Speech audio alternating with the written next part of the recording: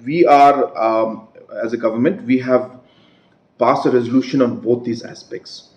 Both these subjects are subject matters that are at the disposal and discretion of the government of India. There is only a limited action that the state government can take, which is, as I said, to pass a resolution at our level to government of India only tells us that we're examining, we're looking into the matter. So that's what it is. So ultimately, decision lies with Honorable Prime Minister. And as I said, the maximum that we could do as a state government, apart from writing letters every now and then, was to pass a unanimous resolution in the House. That is the max what we can do. And that's what we have already done. And we have passed. So these resolutions were not passed before our time. It was passed during our time.